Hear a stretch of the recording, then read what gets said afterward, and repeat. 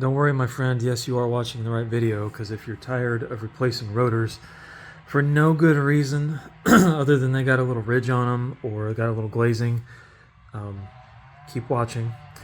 This particular one, and if you want to fast forward to the part where I actually do it, and I'm in phase 2 right here, go ahead and fast forward. BMW X5 has extremely heavy, extremely thick rotors on the front. These could probably be turned several times with no ill effects. I'm going to say this rotor is probably close to 40 pounds. It's a big heavy car, but this is a big heavy rotor. And there's really nothing wrong with them other than, you can kind of see, there's a slight ridge here. The car has 100,000 miles on it. There's got a slight ridge here, and then, like all cars, it's got a slightly bigger ridge back here. Okay, and what we want to do, we don't want to be pad slappers, if you will. So just throwing a set of pads on there is not the best way to do it.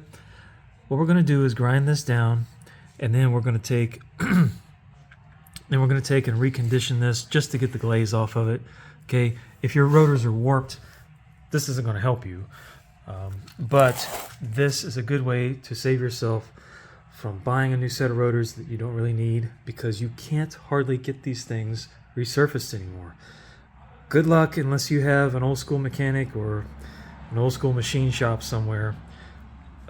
They just won't do it. O'Reilly's here in Illinois is about the last place that will do it, and there's only a handful of guys and a handful of stores that still know how to run the machines. So over here, you can see I've already started on this one. We've knocked down this ridge on the outside face of the rotor, and I've done that with a grinder with a 60 grit flap disc on it from the good old Harbor Freight. 60 grit, and you don't have to go crazy on it, and you want to try to keep this right on that edge. We don't want to cut into the surface here any more than we need to. Those are just minor scuffs. You could probably just use this and scuff that up and call it good, but we're going to use another Harbor Freight tool, their conditioning buffer deal, I'll show you in a minute, to go ahead and clean that up a little better. So I'm going to do the same thing on the front and back of both of these, knock this lip down, and then we'll move on to phase 2.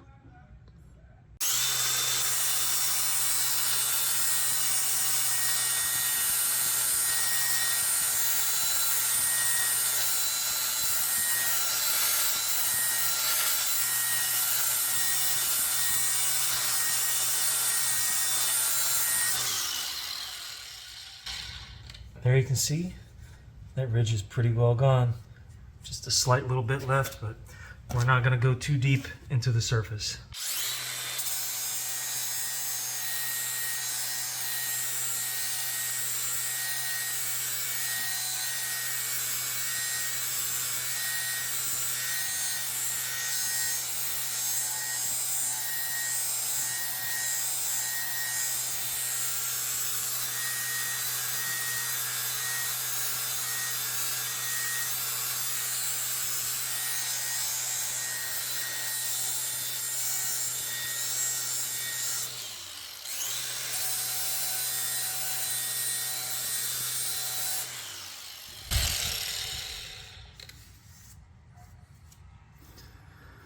Okay, once you've got that ridge knocked down, call it good. Don't do too much.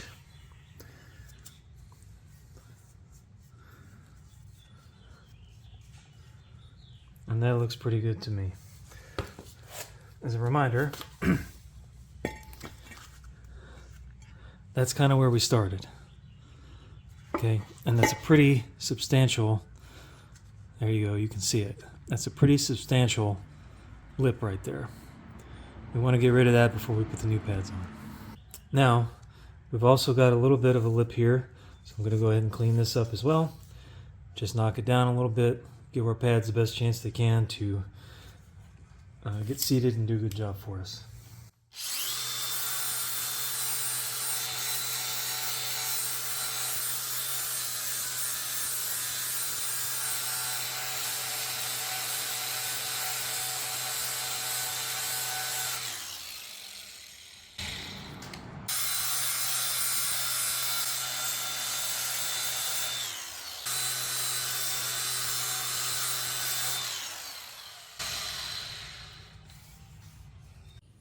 Okay, now for the fun part. We're going to go from this glazed over surface to this unglazed over surface, which will give our pads a chance to bed in really nice. And the way we're going to do that is with this, the Bauer Surface Conditioning Tool. About $100 at Harbor Freight if you can get it on sale, but it does just the trick. And so I've already clearly done the back side of this. To the front side, I may hit that a little bit more. Right here, I'm happy with the way it looks, but you can see I've kind of got a couple high spots here, and maybe over there. Not trying to go too deep with it, of course. You guys know what we're after, and it's basically anything other than that. The grit I'm using on here, this is the 40 grit cleanup wheel on there. It comes with a couple of others, and I tried the 120 grit, but that's not what you want here. Go for that 40, and let's get some good results. Setting 3 here on the old tool.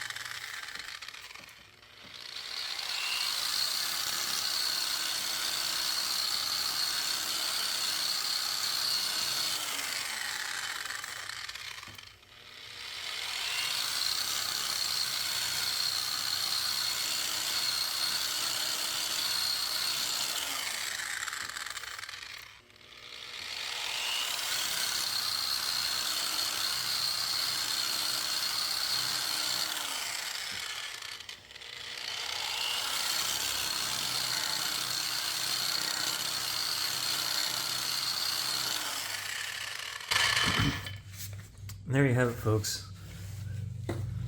With a grinder and a flap disc and the conditioning tool.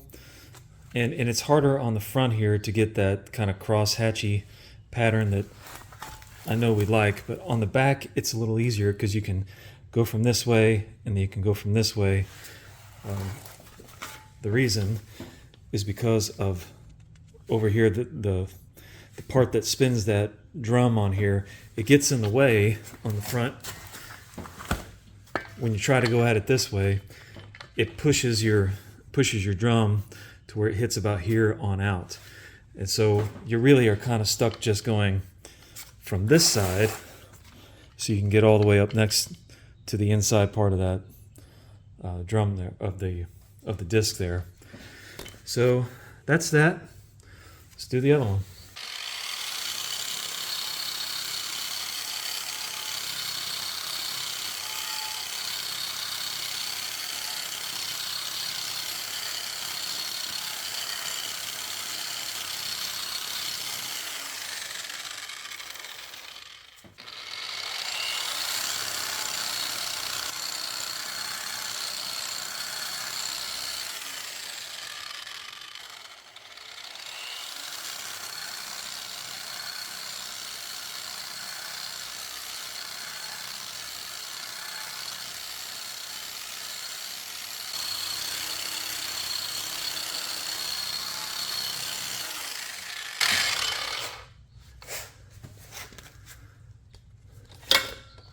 And that, my friends, is pretty much that.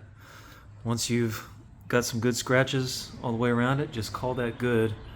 You don't want to get, too crazy with it. Yeah, that's good. Okay, I'll do the front side of this rotor, and then that part will be done. We'll throw them back on the car, drive it, see what happens. But first, a word from our sponsors.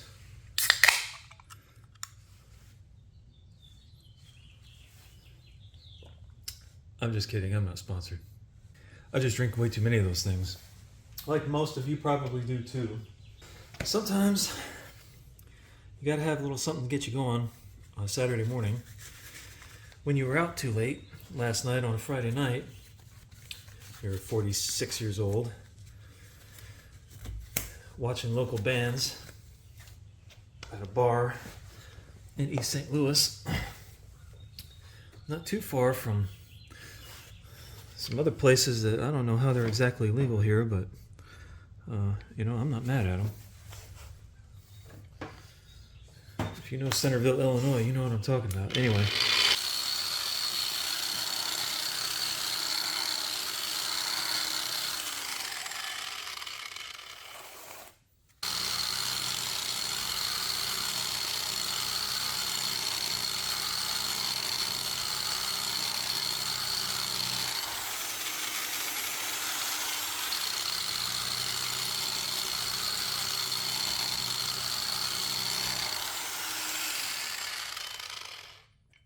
That's what it looks like.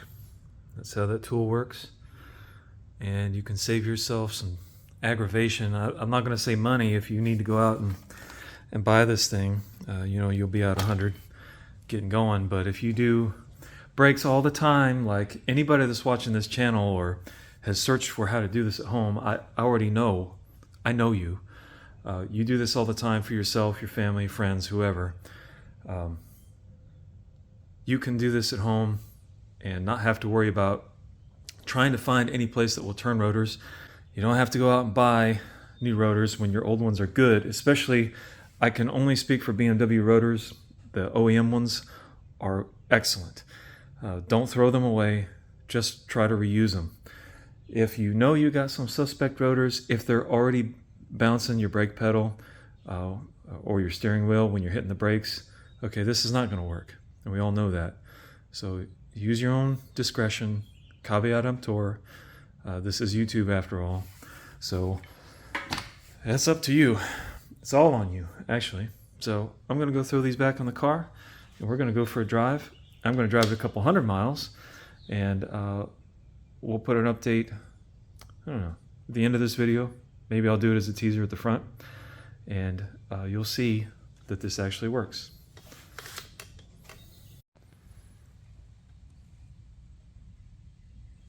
No groove? No problem.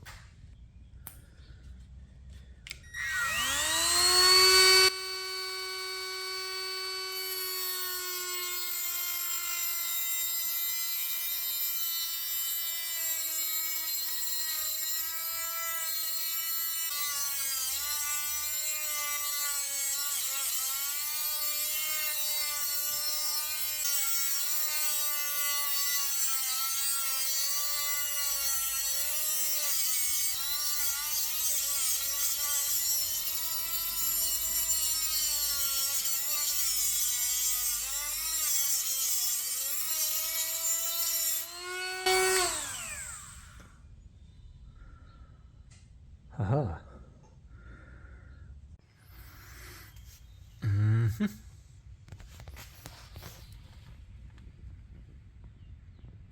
Didn't think I'd do it, did you?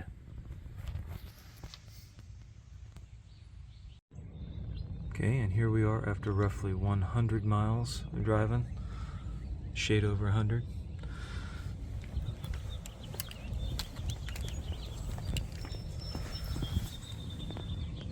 So they're starting to get bedded in pretty good. And the brake pedal feels awesome. Alright, and here we are after about 250 miles. Pretty well smoothed out. Pretty happy. You can do it.